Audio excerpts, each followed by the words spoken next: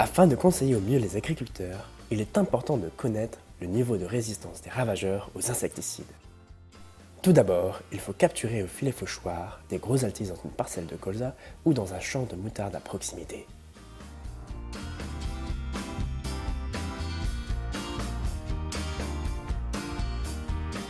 Les insectes sont ensuite isolés à l'aspirateur à bouche, puis transférés dans une bouteille en plastique perforée.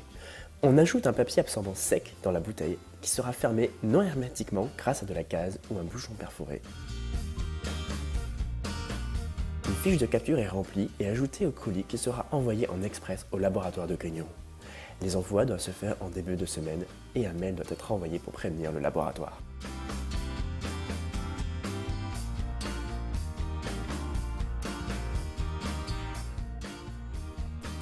Une fois le colis reçu, le lot est renommé grâce à sa fiche de capture.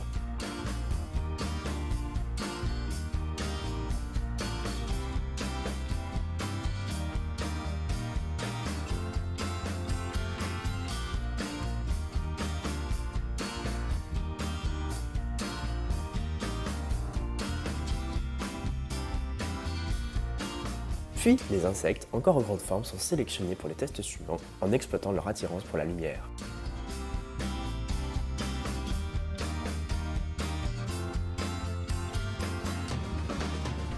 Des flacons de verre contenant différentes concentrations d'insecticides de contact sont préparés.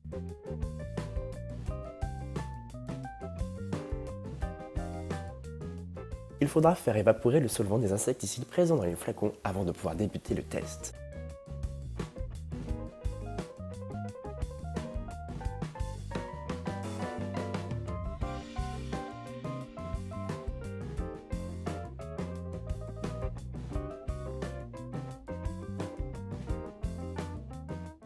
Une vingtaine d'insectes est ensuite transférée dans chaque flacon contenant des concentrations d'insecticides croissants.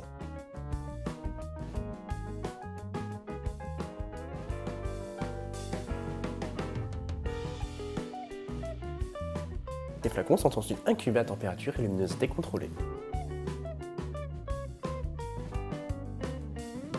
24 heures plus tard, 2 dénombrements sont réalisés dans chaque flacon. D'abord, le nombre d'insectes totaux, puis 15 minutes plus tard, le nombre de cadavres restants. À partir de ces dénombrements, le pourcentage de mortalité de chaque dose d'insecticide est déterminé. C'est avec ces taux de mortalité que sera estimée la sensibilité d'une population. Bien que ces analyses en flacon ne soient pertinentes que pour les insecticides de contact, elles offrent une vision plus générale en appliquant plusieurs mécanismes de résistance de l'insecte vis-à-vis d'une molécule. Les tests flacons nécessitent beaucoup d'insectes adultes vivants. Afin de pouvoir travailler à partir de larves ou d'adultes morts, le laboratoire a développé une méthode permettant d'identifier, par voie moléculaire, l'un des mécanismes de résistance majeurs, les résistances KDR. Tout d'abord, les insectes sont broyés pour libérer leur ADN. Pour cela, un insecte et une bille de métal sont placés dans un tube qui sera ensuite fortement agité mécaniquement. La poudre d'insecte est ensuite mise en suspension.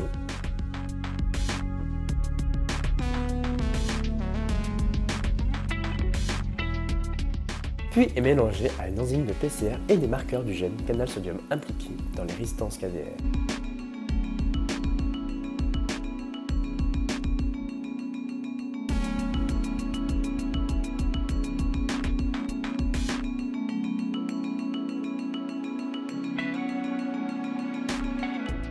La réaction enzymatique est ensuite réalisée dans un bloc chauffant.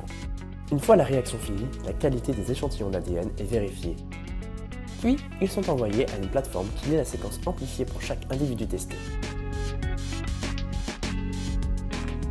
Ces séquences sont ensuite récupérées sur le site du prestataire et décodées pour identifier les mutations.